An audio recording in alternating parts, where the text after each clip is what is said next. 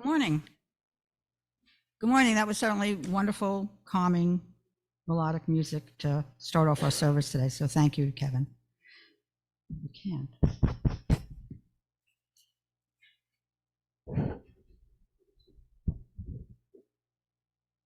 Okay. Can you hear me, folks? Okay. Either the mic or I'm being temperamental. I'm not too sure which. So anyway, good morning and welcome everyone to our multi-platform service to the Unitarian Church of Staten Island. We are grateful to have you join us and be with us here today in our sanctuary. For those joining us in person, it is wonderful to have you with us. For those who are attending in person, you're invited into the parish hall following our service for hospitality through the door to my right and your left. For those joining us online, we send special greetings to you. We hope you take a moment to introduce yourself in the chat box, and after the service, you all are invited to remain among yourselves for a virtual coffee hour. And a reminder that you may have seen this in our e-newsletter and other places, but our visiting minister, Ember Kelley, has regular office hours on Saturdays from 9 a.m. to 1 p.m. To schedule a meeting with her, you can email Ember at minister@uucsi.org. You can see the weekly newsletter for more information. And if you happen to be here when Ember is here, you can certainly just chat with her. Weekly gatherings include our women's group via Zoom on Wednesdays at 7:30. See Kathy Santo for more information. And our men's group meets intermittently, and you can see Tom Saluga for information as needed. Also, we want to remind you, and you can see this in your order of service today, that the membership committee is organizing a Get Connected session today. Get Connected, for those of you who don't know, are for folks who perhaps are not members but are interested in finding out more, are new members and want to continue to have a conversation, or anybody who just wants to be able to refresh their concept and ideas about Unitarianism. So feel free to join Sarah in the library directly after the service. We also want to let you know that you also have an insert in your order of service that, in keeping with our March 10th service on fast fashion that's going to be led by Diane Mattias, we're organizing a clothing swap, a fast fashion clothing swap. So all the instructions are on the insert, and you can see that will be in hospitality. You can see Sarah or myself for any questions you have about that. And like our little free library, it's just another way for us to live out our values with concerns about recycling clothing, which Diane is certainly going to talk more about, and also taking care of those who are dealing with any hunger in our community through our little free food pantry. And last but not least, for those joining us in person, we gently remind you, if you have anything that beeps or makes noise, any of those little devices that we rely on so heavily, please just make sure that they're silenced or turned off so that they don't interrupt our service today. And now, let us prepare for today's service.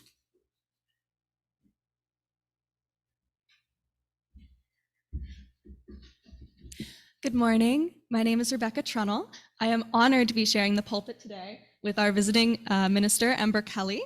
And this morning I have for our opening words a prayer that I wrote in collaboration with one of my dear friends in college. We originally wrote it about the place where we had our college campus, and I have since revised it myself to be pertinent to New York City. O land and spirits here, we desire to call in and honor you at this sacred moment. You who were cared for in stewardship and harmony by the Lenape people before they were brutalized and fell victim to the wrath of colonialism.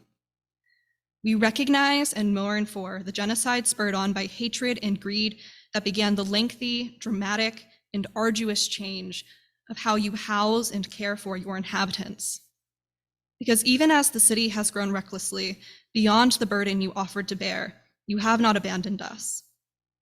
Even as we manipulate your waters, pave over your soil, and overcrowd your vast skies, even as you fall prey to greater threats of global climate change and cry out in agony and retaliation, you still mercifully gasp in whispers of joy to the people who call you home.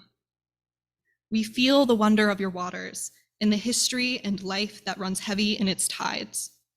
We take refuge in the small scores of soil left barren from the confines of concrete and are reminded that there is life beyond us. We look up to the skies above and stand in awe of the weather. In the vastness above, we can take comfort in our smallness and recognize power in submission to the forces greater than ourselves. Your back, which has stooped over time, which has borne many scars, is strong beneath us. You have existed long before us, before any life in this marsh. Yet you sustain us, and we, in turn, wish to sustain you. We thank you, kind Earth, for allowing us to be here, to come together and be in your company. In thanks for what you have given, and as an act of reparation for disservice done to you, we give you this offering of our time together. May holding space with one another inspire action to better our relationships to you.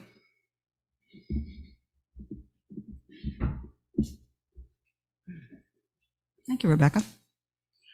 Now I invite you to join me in lighting our chalice. You can find the affirmation in the order of service. We light this chalice in the search for truth and the spirit of love. We unite in worship and fellowship.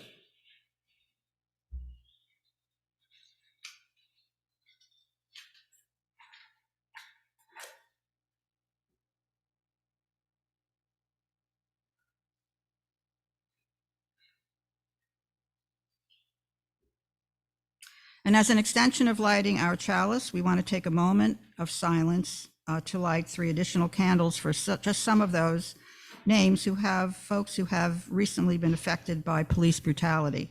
We cannot cover all the names of those affected. And we will light a candle for the life of Mario Bonilla, for the life of Eric Raudels Aguilera, and for the life of Pedro Amendarez.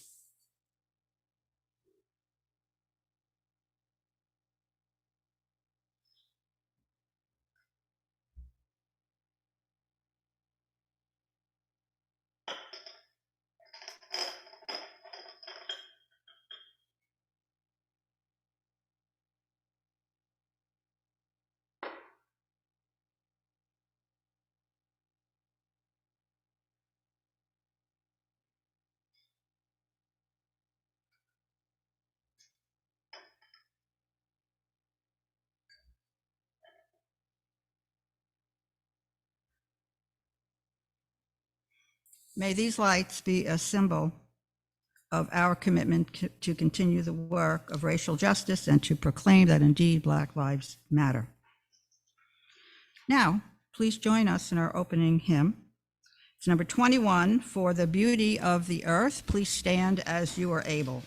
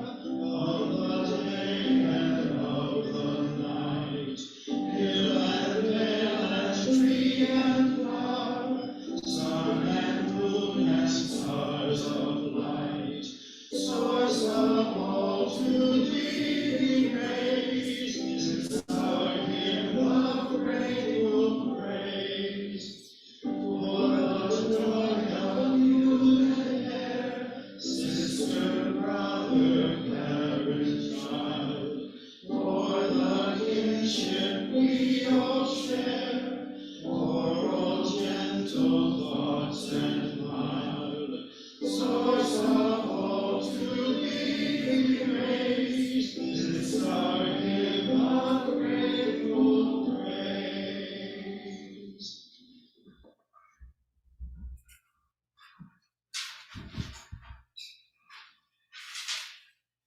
So now's the time in our service for joys and sorrows. If you're visiting us and you would like to introduce yourself, if you are so inclined, this would be a lovely time to do that. And for those gathering here in person, we invite you to raise your hand and I will come over to you with the mic and you can announce your name and tell us and share your joy and sorrow. And for those who are joining online, please pop it into the chat box. And at the end of the sanctuary joys and sorrows, Ben will read the joys and sorrows from those who are joining us from home. So, anybody have any joys or sorrows they'd like to share? Please let me know.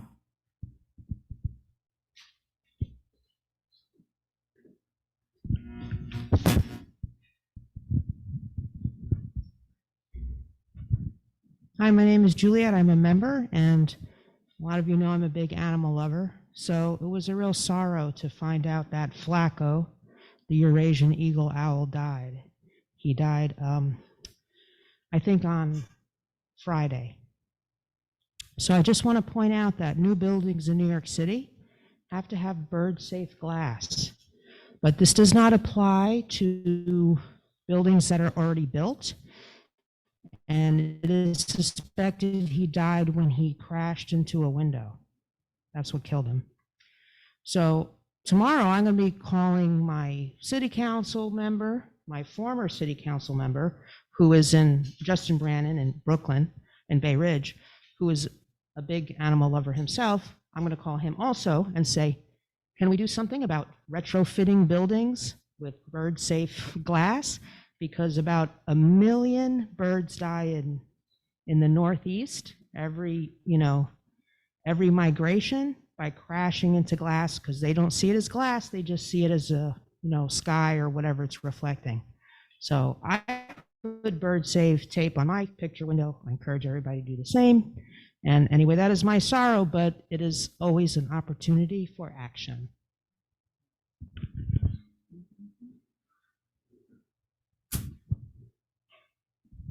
I'm Jim Franz.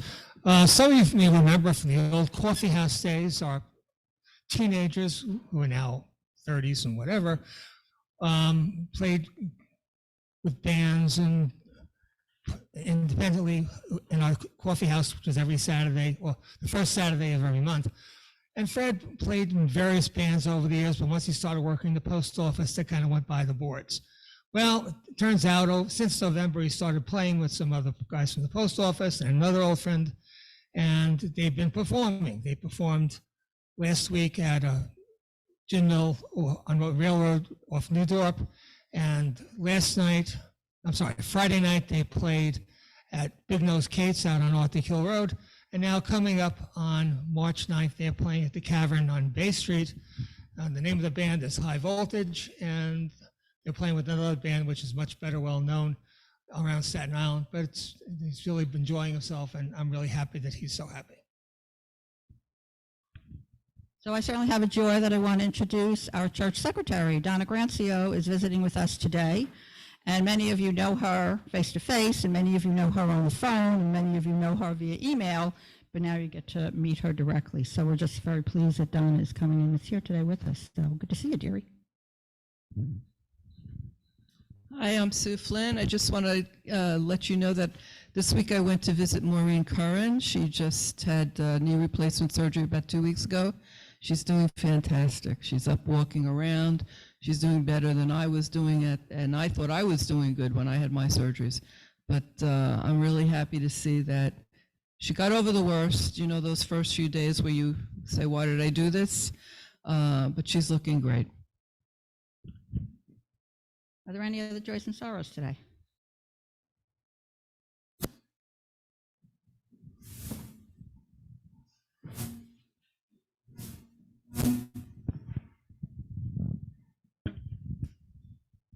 Good morning, everyone. I'm Claudette. My joy is has to do with the St. Patrick's Day Parade in Staten Island. And I am overjoyed.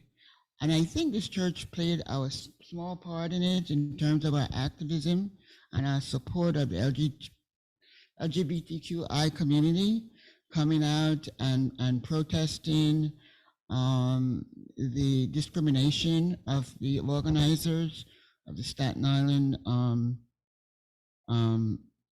St. Patrick's Day Parade. And I'm so happy to hear that there'll be a new parade, a new inclusive parade, that will be on the 17th. And I hope that we'll all be there, show out in large numbers to support this new parade that's 100% inclusive.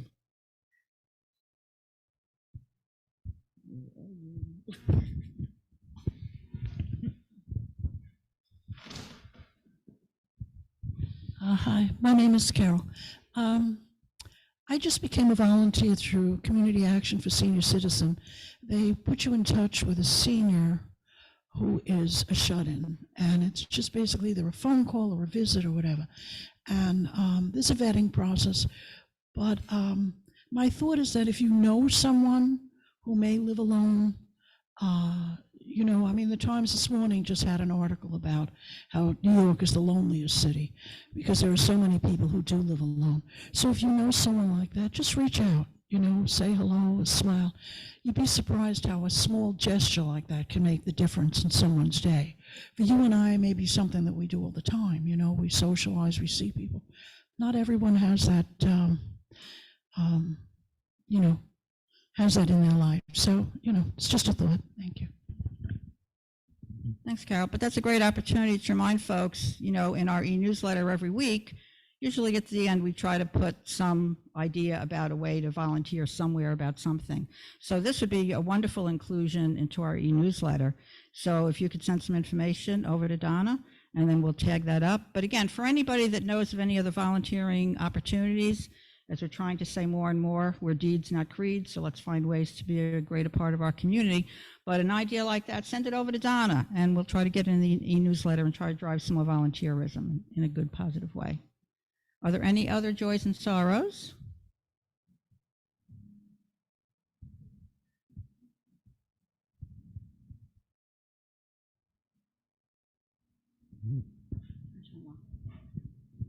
Hi, good morning. My name is Shunya. Yes, along with the volunteer opportunities and what do you call it, you know, just making a little gesture. Yes, according to the Quran, I guess Allah says, you know, like there's a poor guy, he's like, I have nothing to give, no. And the Prophet says to him, hey, smile to somebody. That's a form of charity, so there's that. Also a full moon last night, it was beautiful, shining. This morning is actually beautiful too. You know, you could definitely sense springs in the air, days are getting longer, so also, we always talk about how, you know, the annoying things of technology, blah, blah, blah, yeah, all that crap. I bought iPad minis and there's a sketching app, so I was like, oh, just did a first sketch for, you know, like years. So I just had fun with that. Yeah.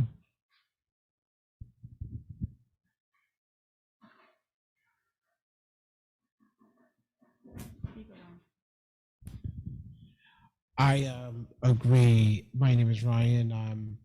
I'm happy things are changing when it comes to the inclusion of the St. Patrick's Day parade, and finally things are changing. There's such a thing called inclusion and no such thing as exclusion in my book, because I would say forgiveness is out of the way when it comes to kind of exclusion, but on a humorous note, you know, I'm a little sad that winter is leaving me, and on a happy note, days are getting longer, so I am looking forward. I'm just not looking forward to the warm weather.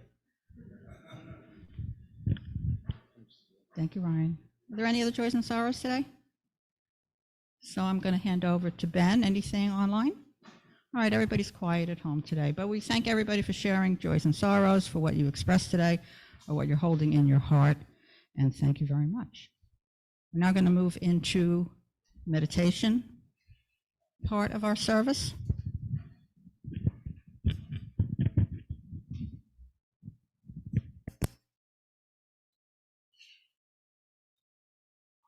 So I'm going to offer a prompt for today's meditation. I'm going to sound the chime for the start, and we'll have a few minutes of quiet meditation. You might want to take some deep breaths, center yourself wherever you are seated, and then I'll ring the chime again at the end of our meditation. The prompt today is from an unknown pagan writer, and it goes as follows. The moon reminds us that no matter what phase we are in, we are always whole.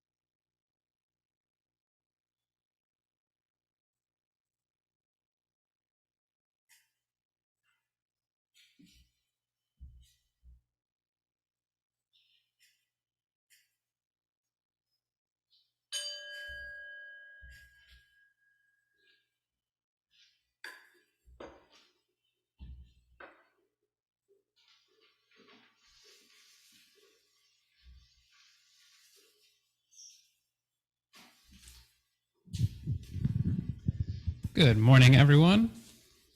I am the visiting minister here, Ember Kelley. I use she and her pronouns. While we don't have our youngest folks here for our Time for All Ages, it is a time for all ages, so I'd like to pose the question to all ages. We already heard a little bit, I heard things named about kindness to others, about this changing of the weather, things that we value in our perception of the world. We're going to be talking about our pagan perception of the world as our message. So I'd be curious for 2 or 3 volunteers about what are some essential things that shape how you view and understand the world?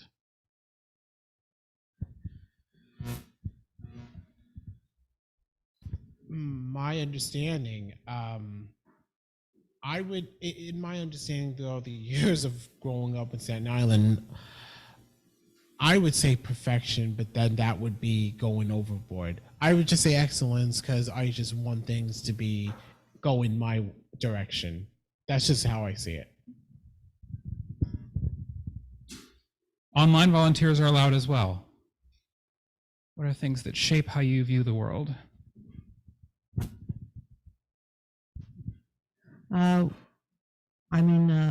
My religious views have changed over the years, but when I was about 15, I came to an understanding about the nature of the supernatural, which is I didn't believe in it anymore. So my understanding of the world really comes through science, and it's it is a very calming and centering belief system. I'll say that. It does allow for the unknowable in most cases, because I believe that we can't really know the world because we have our own point of view. So there's an objective reality that is science, but there's human perceptions of it that are limited by our own experience and our own upbringing. And for some reason, I find it calming. Thanks for sharing. Do we got any other? We got a volunteer? Ben, anyone online?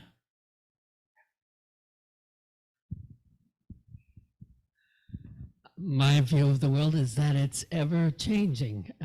One thing I find always hopeful is that even people you admire the most or people who are most troubled start every day, and it's a day that no one has ever experienced. So change is the way I perceive the world. Changing.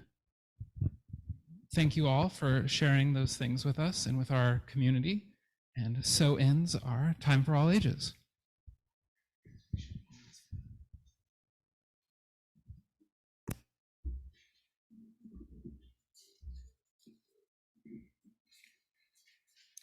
Our reading today comes from a prayer that was adapted by Starhawk, who was a very notable and popular pagan writer. She's also a feminist and a goddess worshiper. Hear the words of the star goddess, the dust of whose feet are the hosts of heaven, whose body encircles the universe. I, who am the beauty of the green earth and the white moon among the stars and the mysteries of the waters, I call upon your soul to arise and come unto me, for I am the soul of nature that gives life to the universe. From me all things proceed, and unto me they must return. Let my worship be in the heart that rejoices, for behold, all acts of love and pleasure are my rituals. Let there be beauty and strength, power and compassion, honor and humility, mirth and reverence within you. And you who seek to know me, know that your seeking and yearning will avail you not, unless you know the mystery. For if that which you seek you find not within yourself, you will never find it without. For behold, I have been here with you from the beginning, and I am that which is attained at the end of desire.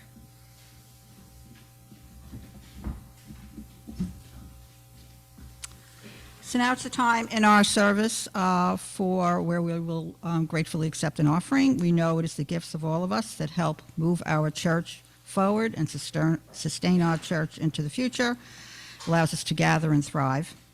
For those attending in person, we will come around with a collection plate for you to make your offering. And for those online, links and instructions will be passed on to you in the chat. You can mail us a check or donate through the PayPal giving page on the website. Please give as generously as you can. Our offerings are now being gratefully received.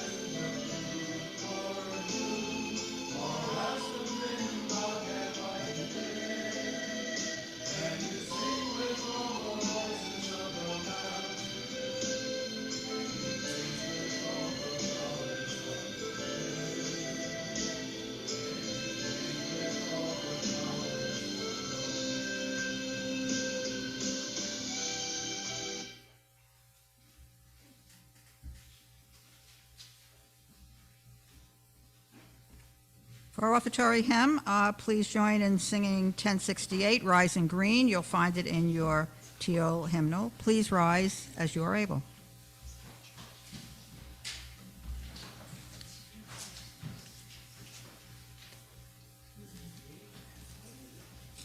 (1068)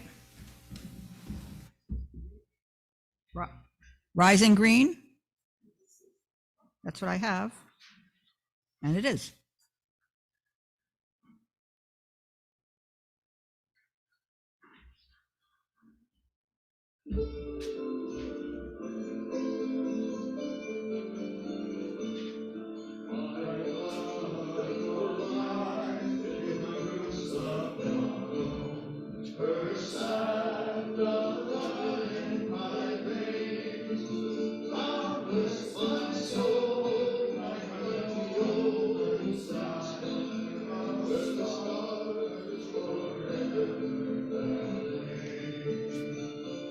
Where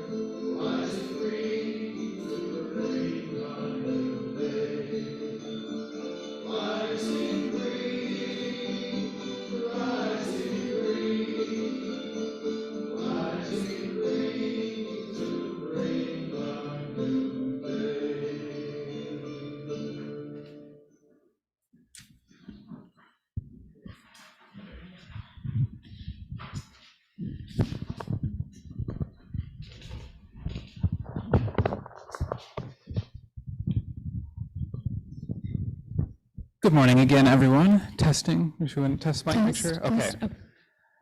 So I am really excited for a special message today. When I started here at the Unitarian Church of Staten Island, I got to know Rebekah through the membership process, and we got the chance to share a bit about our own spiritual journeys as relates to paganism. And as I pondered messages to give, we came up with the idea of doing a discussion sermon together. And so I'm just really excited for this opportunity to get to sit down and share. We're gonna ask some questions, consider some things, and it'll be like a podcast almost for those who listen to podcasts a lot. So, turn on your podcast voice, turn on your podcast listening ears. But it's great to be with you today for this. I'd like to start with our really basic question. As the title talks about, we are Pagan UUs. So how would you define what it means to be a pagan, or what paganism is? Yeah, so as you said, that is a very basic question, but unfortunately, it is not necessarily the most easy to answer, or at least not the most succinct to answer. So in a historical perspective, particularly for religious studies people such as myself, paganism refers to the pre-Christian traditions of Europe and the Mediterranean. That includes ancient Egypt, etc. However, from a modern perspective, it incorporates and goes beyond that. So modern paganism is a movement largely accredited in terms of being started to Gerald Gardner, who founded the religion of Wicca. And so now I want to make a distinction that most Wiccans would identify with paganism, but not all pagans are Wiccan. And so Wicca is a specific religion that was founded by Gerald Gardner. He started writing in the 1950s or so, and his ideas really caught on with second wave feminism, particularly in the United States and North America, though in Europe as well, and has since spread globally. And so with the rise of second wave feminism and these ideas proposed by authors like Gerald Gardner, there are developed all sorts of different movements related to it. Polytheistic movements, movements that were inspired by perhaps the pre-Christian traditions of Europe and the Mediterranean. They were all very earth-centric. Many of them were very focused on activism and human rights and women's rights. We got goddess worship movements, which are some of the monotheistic pagans. But it's really earth-based spirituality in many different forms. For some people, that even looks like Reconstructionism, so getting as close as possible to a very specific pre-Christian tradition. So, Reconstructionist Hellenic polytheism or Hellenic paganism would refer to getting as close as possible to how the Hellenic Greeks would have practiced their ancient religion. So Yeah, pagan can mean a lot of things to a lot of people. To me, I am a polytheistic pagan, and I would identify as an eclectic pagan, which is kind of the inverse of a Reconstructionist. So as a Reconstructionist tries to get as close as possible to how something would have been done in antiquity, an eclectic pagan takes lots of stuff from lots of places and incorporates it into something that is personal and something that really speaks to their individual experiences. Mine speaks to heritage. I am very Irish, so I pull a lot from my Irish roots. I'm also very inspired by the Hellenic pantheon, and I work with Hellenic deities. I'm also very inspired by Earth-centered goddess movements and read a lot of Earth-centered goddess writers. So in shocking news, religions come with more definitions to learn. A giant shocker for anyone who's studied religion, that there's lots and lots of smaller movements that fall underneath. But as you were, really key. The key takeaway I would think would be, that there is Wicca as a specific movement that falls under the umbrella of paganism, but then so does like witchcraft, and so does there's lots of different things that fall under and kind of form some overlapping Venn diagrams of circles. I find that I really like the word paganism because it kind of has. There's almost a sense that it's reclaiming words, much like we talk about doing that in the modern day with slurs, because at the time of the Christianity coming to power, it was very popular in cities. And so paganism referred to people who dwelt out in the countryside as, simple-minded folks that were still holding on to these old traditions and hadn't caught on to the new imperial way. And so it kind of had a negative sense to it. And I kind of like reclaiming this word. I read a great book called The Last Pagan Generation that talked about this generation of Romans who grew up in this very pagan empire, but as they came of age, found that Christianity had taken over and that was the new normal. And it was really interesting and fascinating to think, when we read in the history book, it's like, okay, it was this year that Constantine adopted paganism, and thus everybody was adopted Christianity, and thus everybody was suddenly Christian. But it was this, really strange, very personal, like lots of different movements going on. So I think there's a sense that I like that word choice because of that. I think some of the key things that define how I understand paganism is polytheism, as you mentioned. So like the belief that there are many gods, which maybe differs slightly from typical Unitarianism, whereas the idea that all gods are one. So I can use this to some level to still interact with my evangelical Christian family and nod my head about Christianity, because sure, their God can be real. I just believe in other ones as well. Animism is really key to me, which is this idea that like everything has an essence. I think we kind of heard it in Colors of the Wind, like this idea that everything, but not even just things that have life, things like the wood, things like this building, everything has a bit of a spiritual essence to it that we can connect with.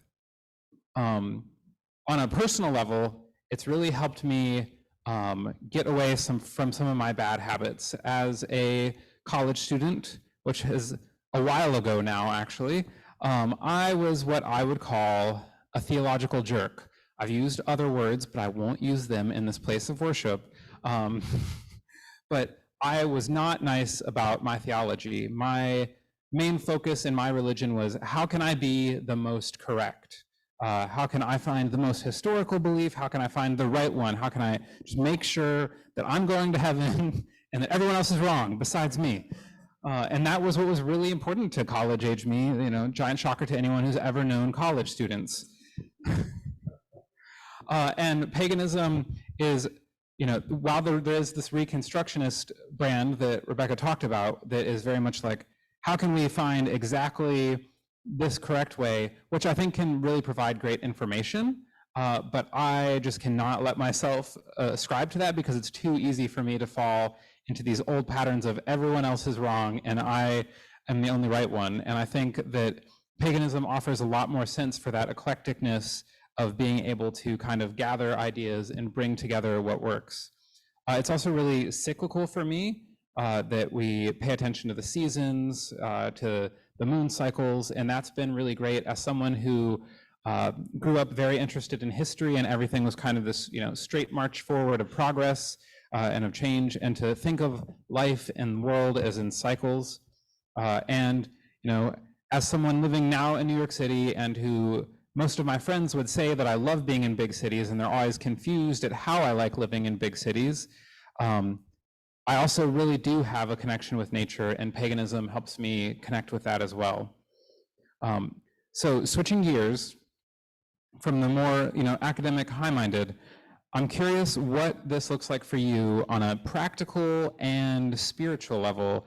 Like, you know, what does this practice look like in your everyday life? Would you say that you are also a witch as well as a pagan? And, you know, why do we have this little altar over here to add that question on as well? Yeah, so I'll answer that in parts. First of all, I'm going to address the question, am I a witch? I would say yes, but I also want to define that. So not everyone who is a witch would identify with paganism, and not everyone who is pagan would necessarily identify with being a witch or practicing witchcraft. So witchcraft in the modern sense, which also arose pretty prominently within second wave feminism in the United States through the 1960s and 70s, can be understood as a manipulation of energy. And manipulation is maybe a very negative connotation word to be using, unfortunately, but it's the harnessing of energy and putting it towards an intention that you set. So, you know, for example, a lot of people who follow the moon cycles will release things at the new moon, so they will, you know, set out to banish things from their life, let go of things that no longer serve them, and then at the full moon will want to bring things into their life or celebrate things that they have brought into their life. And so that's one sort of ritual way of practicing witchcraft on a very basic level. Witchcraft is very based in ritual, very similarly to how paganism is. In my academic study of paganism, there's not really set definitions for witchcraft versus paganism in the academic sphere because it's a very new study in a lot of ways. So for me, in my research, and the way that I've chosen to distinct them is that pagan ritual focuses on worship and reverence, and witchcraft ritual focuses on intention and bringing about a certain outcome. So that's kind of how I would distinguish ritual in those two contexts. I would consider myself to do both. So I have an altar in my house that I sit with minimum 4 times a week, but ideally daily. It just kind of depends on how crazy things have gotten in life. I have candles for all of the deities that I choose to work with and honor. And I have other tools, some of which are present on the altar that we built over there. I actually have on the bottom some dried flowers from when I became a member that was gifted to me by the church. So those are there for our UU pagan sermon. And then I also have on the top, I have a tarot card and an oracle card and a little affirmation card that just has like a positive affirmation of something you can say to yourself and remind yourself that you are good and have purpose in the world. So if you want to take a closer look when we go into hospitality afterwards, please feel free to take a look on your way in. So I spend time at my altar. I really love to cook, and to me, that is an act of worship. Cooking, providing sustenance, practicing abundance, those things are all religious. Very similar to how Ember was talking about animism and everything having an essence, everything having a spiritual connection. Every act can have a spiritual connection. Paganism and witchcraft are very much rooted in finding spirituality, finding miracles in the mundane. And that is very much how I choose to practice. I choose to let it permeate everything that I do. And I've found that it just makes me a happier, more whole and well-rounded person. Oh, I also want to make a shout out that from the beginning, paganism and witchcraft have both gone hand in hand with activism and human rights. That is also a very important part of my practice, is being aware of what is going on in the world and doing everything that I can to be fighting for what's right. So I would probably, in my practice, describe myself specifically as like a Hellenic polytheist, mainly because that is kind of what drew me into the world of paganism, despite having no heritage connections to Greek heritage. I did an ancestry test and it was all Norse and Celtic, and I was like, am I doing the wrong pantheon? And I actually had a really great conversation with a former mentor who we talked about this journey that I was going on of, even though at the time I was UU, I still, held on to much of this Christianity that I was brought up with. And I was explaining that one of the hard things in like moving to being publicly pagan was almost like this sense of shame. Like I've joked when I talk to some of my friends, I say, oh, in 2023, I officially came out as pagan, because as someone who's come out in other ways, it does have some similarities. In witchcraft, we talk about the broom closet. So there's some similarities there. It was a slightly more comfortable closet than other closets, maybe the broom closet. But when I was talking to him, I was saying how it feels awkward to say something like, I work with Poseidon, or I work with this specific deity.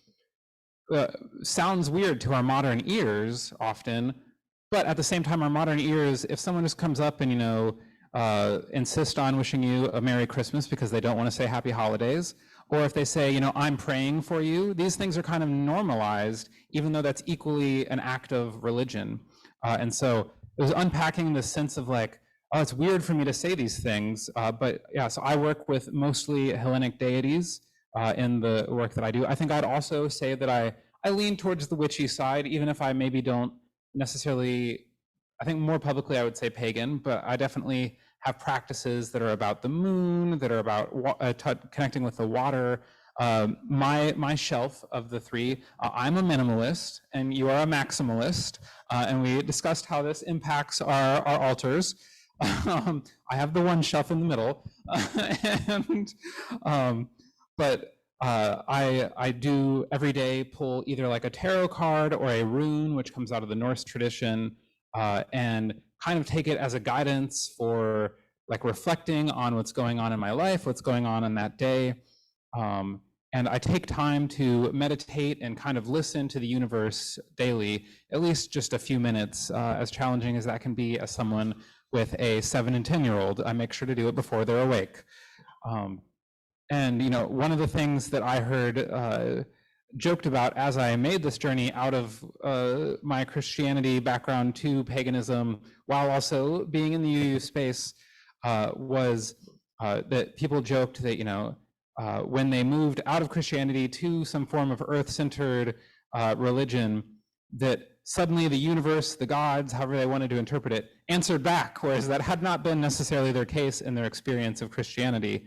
And that for me has been somewhat of a sense of that I do feel that there is a dialogue going on with the universe around me. But there's also been a dialogue internally of like connecting with my own intuition. As a trans woman, I spent a lot of my life really disconnected from myself, and this spirituality has enabled me to really accept my whole self and to come to trust that I do have, to trust my gut and to trust my intuition. On a more academic-y side, I think that paganism is similar to UU and has also influenced the UU world in being much more about practice than ideas. So in religious terminology, this would be orthopraxis versus orthodoxy, so that we're not about a specific dogma, but we're about how these religions play out in practice. And I think paganism is very much about practice, which brings me out of this theological jerk mode. I think it's just also been a really great chance to like connect with wider communities. We have the Covenant of UU Pagans is a UU group. I've managed to connect with mentors. I've talked with other pagans and decided to do sermons with them. But I even have, had a chance to, one of my favorite pagan YouTubers actually came and spoke at my other congregation over the last summer, and it was a chance to get to meet this person in person and to get to have some fascinating conversation. And so one of the things I love about it is this chance to always kind of be learning something new and always connecting and hearing other people's experiences. But we do both come from a background of religious education and religious scholarship. We might both be theology nerds, I would dare to say that. So you have done a lot of religious education work. How did this kind of lead to your connection to paganism? Are there academic ways that paganism interests you. Would you like to talk about that? Yes, in short answer, yes. But in long answer, I first encountered paganism very shortly after I had converted away from my Catholic upbringing. So I was born and raised Catholic. I still have a lot of love for Catholicism, but during my early teenage years, I was coming to understand that I am a part of the LGBT community. And that was something that was really hard to do as a Catholic, or at least within a very conservative Catholic community like the one that I was raised in. And so as I was navigating my own personal identities and what I was choosing to believe through my early teenage years, I came to realize that I just couldn't continue with Catholicism. It was too at odds with who I was trying to be. I was feeling too ashamed and attacked in my theology classes at the Catholic school that I went to, and I just couldn't make the ends meet anymore. So I converted away from Catholicism, but I felt this hole in this emptiness. My entire life, I've had a very close connection to the divine, and that connection to the divine had always been really important to me. I needed things to have meaning. It was how I made sense of things, and it was how I felt complete. And so I started researching as much as I could different world religions. I was very much viewing this through a world religions model, which is a very academic term that we can save for another time. But I was researching world religions. I was trying to find something that could bring that meaning back into my life, something that would give me a practice to stabilize my thoughts, my tempers, etc. And so in a very perhaps stereotypical pagan convert fashion, my mother and I took a trip to Salem, Massachusetts, which is called the Witch City, and if you didn't know, is completely overrun with modern practitioners of paganism and witchcraft. And I was there and I spoke to a multitude of people who had been practicing these things for a very long time, including some crones, perhaps. Crone would be a very respectful term in this context for these people who were actually activists through second wave feminism in the 60s and 70s who helped establish a lot of these movements. And it was very inspiring, and everything that they said, everything I was learning started to really resonate.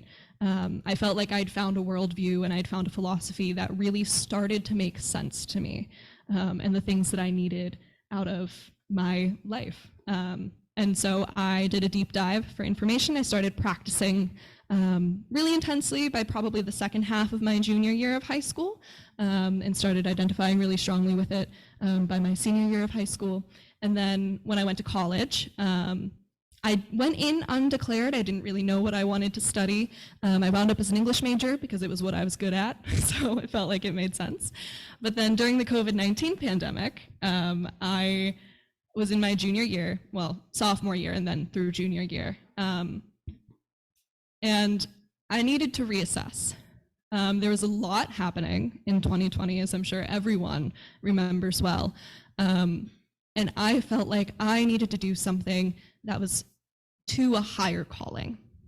And so I turned to my faith, and I was already working in religious education at my college. I was already working with the Department of Religious and Spiritual Life. I spoke to my chaplain, and I decided that I was going to start a religious group for people at my college who practiced earth-based spiritualities and religions.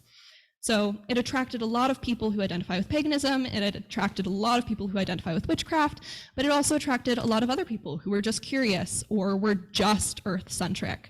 And it just gave us a space to talk and listen to one another and practice together. And we recognized the moons together, and we recognized solar holidays together. And it was really impactful for all of us. And it was while I was doing that I completely finished all of my credits for my English degree early.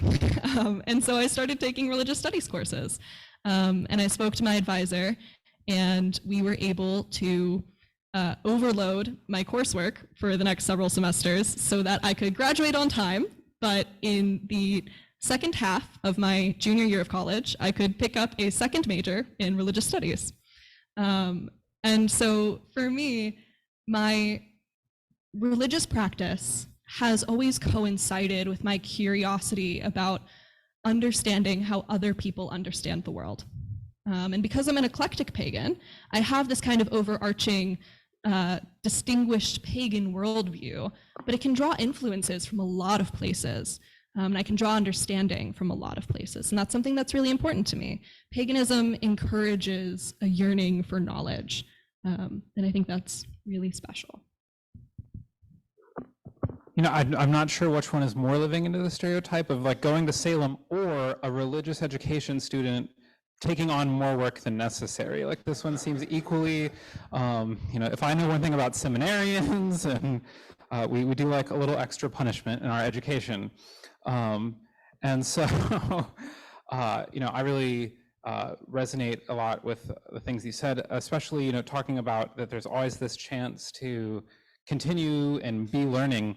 But at the same time, I also love how flexible paganism can be. As someone with a busy life, with 2 kids, with a lot of things going on, I am able to find just a small time and still make it a meaningful personal ritual, and that it doesn't, you know, that in a few years, maybe when things calm down a little bit, then I can have more time to dive in and study more. And I like that it's kind of always there to be a flexible and grounded way of approaching things. And once again, helps me to resist my urge to make it all, it has to be this certain way. I also really like that it's this chance to kind of see sacred everywhere, which we've talked about a little bit. And then I also, you know, love connecting with these ancient traditions and trying to understand the way our worldview and the way that we interpret things isn't the way, we like to project that onto the past and the future, that things will always work this exact same way that they currently are, whether we mean to or not. It just happens that that's how we project.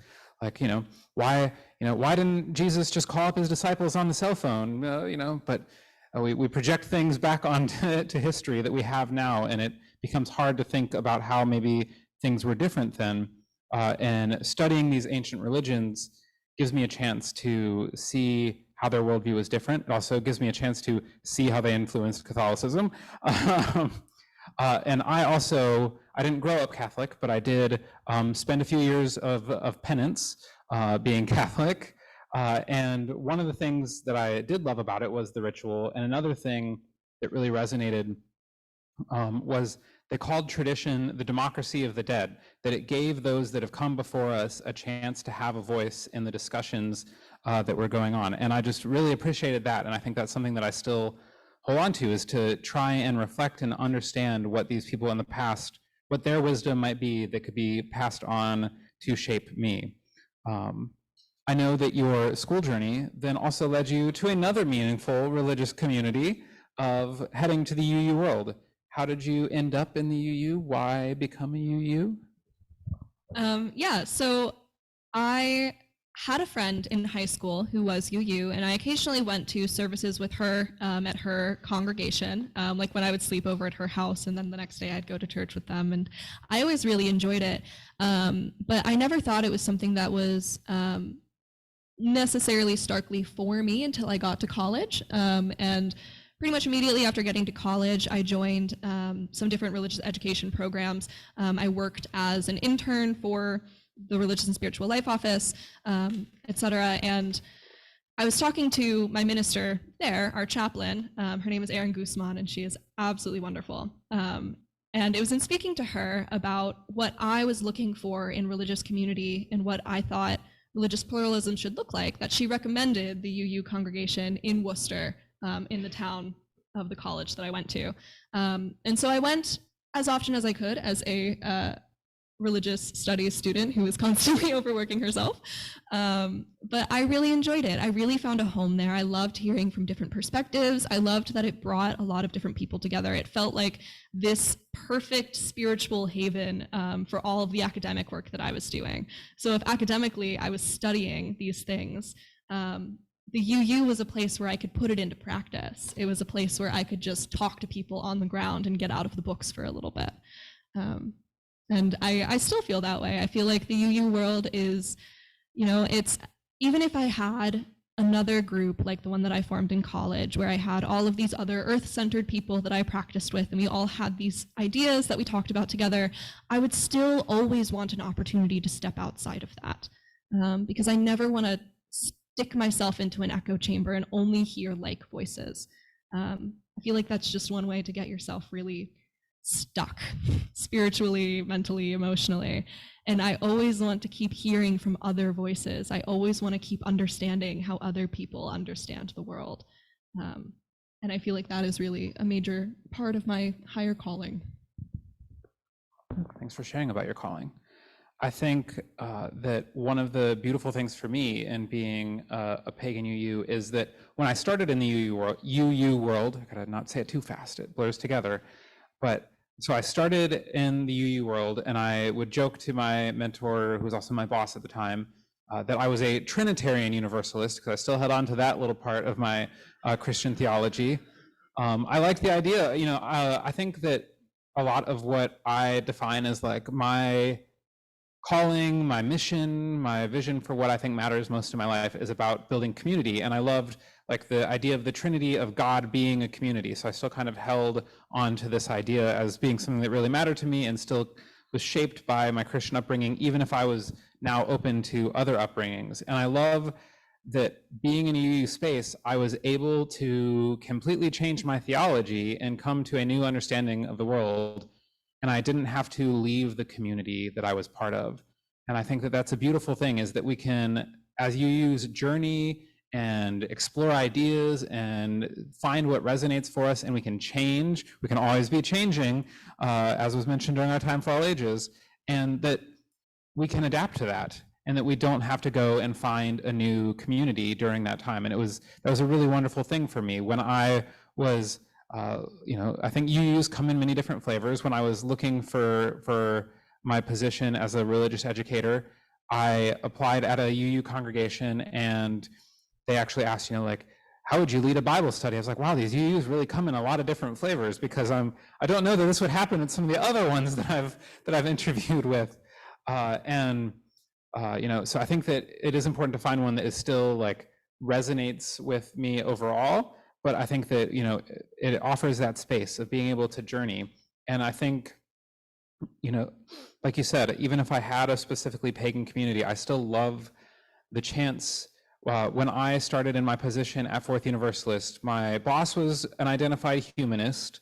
My assistant was an atheist. One of my teachers was Jewish, and I was coming in with a predominantly Christian background.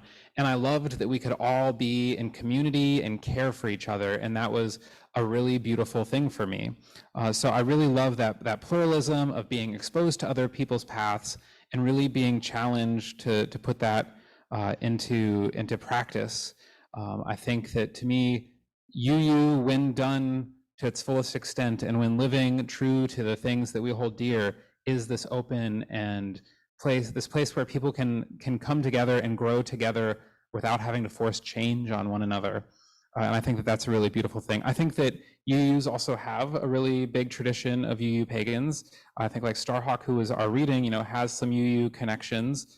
And there is a rich tradition of those feminist movements that you talked about also taking a lot of root in the UU world, of really influencing, like our seventh principle came from like the environmentalist and the pagans teaming up and being like, okay, let's add something about the earth to this and we can both be happy with this. And I think that there's a rich tradition there of being a UU pagan as well. And I think that that's a beautiful thing. I am curious if you think that there are things that you think that UUs could do to make sure that like pagans feel welcome at a community. Yeah, so I personally have felt very welcome in every UU congregation that I have been a part of. I was part of a UU congregation in Cincinnati. That was the one that I visited with my friend, in Worcester, Ohio, which is where I went to college, and here, of course. And I feel very welcome here as well. However, broadly, I think maybe just having background knowledge, letting paganism be part of religious education programs within UU spaces, I think is very important and very needed, especially because paganism does have a very rich place in the history of the development of the UUA. one of our hymnals was developed specifically to try and incorporate more pagan thought and pagan poetry and pagan song into the UU tradition, which I think is really amazing. So. One of the things that we talked about in preparing for this, and that kind of relates back to me naming the polytheism as a key component for me, when I was talking with a UU minister recently, he joked that, he was talking with a Jewish rabbi and was saying, Unitarians believe in at least one God, or no, at most one God, I think was the term. And I said, hey, some of us are polytheists. I said, I think we need to rethink this slogan. And I think that in the West, we have kind of academicized religion a lot. I say this as we're both religious academics, but that we have this tendency to see when we talk about religion, when we talk about world religions, maybe when we talk about religion as Unitarian Universalist, we're like we put together this sense of like, oh, well, it's all leading to the same kind of final ending. So it's all just the same in the end. It's kind of how I've heard it said, and I don't know that that's a horrible thing to say, but I think that coming at it from a perspective that we all have these individual different journeys and they maybe don't lead the same place in the end is okay, that we have these wonderfully, beautifully diverse paths and spiritual experiences, and each are equally as valid and reflection of the beauty, the divinity, whatever word you might use in the world. So I think seeing each person as having an individual journey and their individual beliefs without trying to force it into the, well, these are all the same in the end sort of category. A final kind of wrap-up question. If someone wanted to maybe explore a little bit about paganism, besides talking to the two of us, are there resources, books, things that you would recommend, books that you got when you became a member? Yes, so there was a book that I got when I became a member about UU and paganism, specifically what it is to be pagan in UU. Highly recommend that book. It has been phenomenal. I would also highly recommend the author Margot Adler. She is a Wiccan high priestess. I have one of her most popular books. I have one of her most popular and pivotal books here. It's called Drawing Down the Moon. And it is, available from our library here at the church. But she also wrote a number of essays. She was an amazing academic for early paganism. And she was also very instrumental in the UU. She was extremely active in the UU here in New York City. So especially for anyone who is UU, I would highly recommend reading Margot Adler. However, I will also say that she is Wiccan, and so she is observing paganism through a Wiccan lens. And as I've previously mentioned, that is only one singular religious denomination within this huge umbrella. So read Margot Adler, understand her, appreciate her for everything that she did, but also recognize that she is not the only perspective for understanding these things. And I encourage you to read lots of things, read lots of places. You can even look at source material. Since I draw a lot of inspiration from the Hellenics, I read the Odyssey and the Iliad, and I read Homeric hymns and Orphic prayers, and things like that. So original source material from pre-Christian traditions is also great if you have access to it. Not every culture has that material available anymore, but. Well, and from the beautiful things like the Iliad and the Odyssey, I can also recommend YouTube. I think that the internet, despite having a phone that looks like this is my newest phone, I think that the internet can in fact be a really great place for finding resources and connecting. Of course, take everything with a grain of salt. Don't accidentally join a cult. Just think about the information you're being presented. Think about who's presenting it, why they're presenting it, the power with which they're presenting it, and discern those things carefully. If you need to talk to a minister for advice on, hey, am I accidentally joining a cult? I will always, be glad to talk with you about that.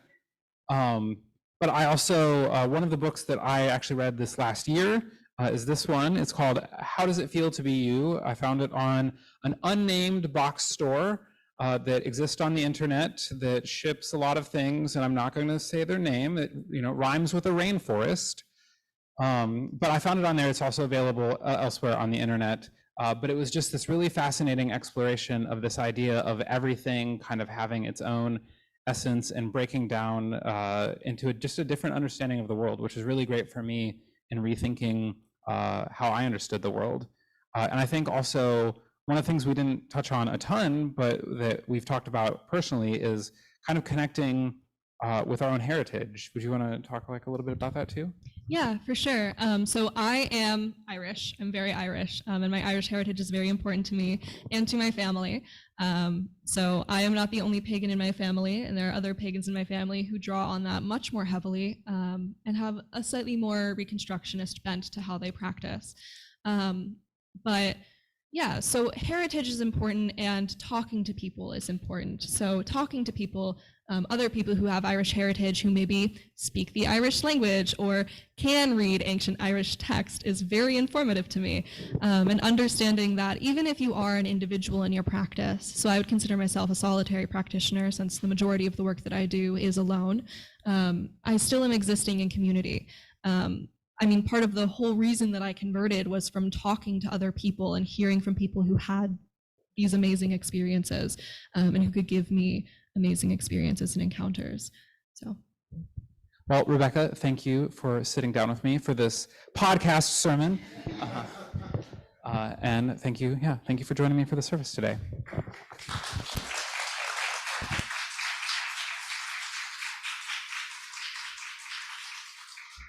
Thank you, ladies. I think that certainly, meets the idea of being thought-provoking, and that's all we need to say about that. But thank you very much for sharing. And I'm sure there will be lots of other conversations about this. So for our final closing hymn, please join the choir in singing Blue Boat Home. You'll find it in your teal hymnal number 1064. Please stand as you are able.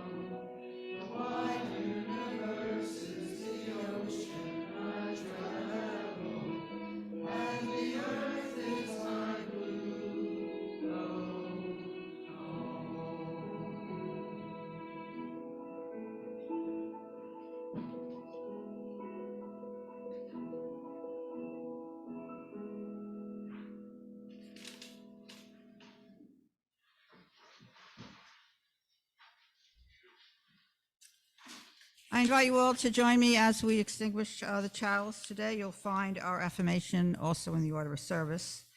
We extinguish this flame, but not the light of truth, the warmth of community, or the fire of commitment.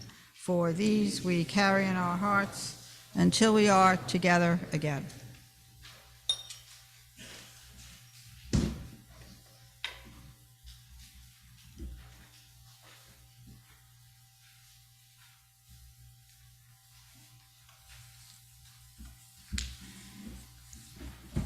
Our closing words come from Margaret Adler's essay. Margaret Adler, as we mentioned in the ending there.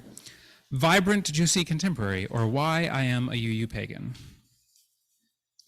I guess I chose Unitarian Universalism because I need to live in balance. I can do all those wonderful earth-centered spiritual things, sing under the stars, drum for hours, create moving ceremonies for the changes of seasons, or the passage of time in the lives of men and women.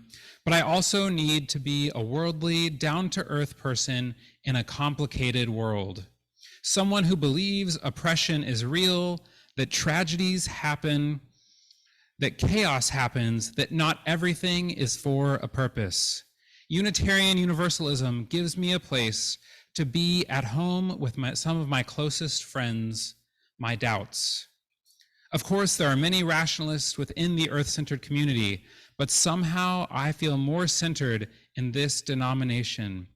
I think in turn, the pagan community has brought to Unitarian Universalism the joy of ceremony and a lot of creative and artistic ability that will leave the denomination with a richer liturgy and a bit more juice and mystery.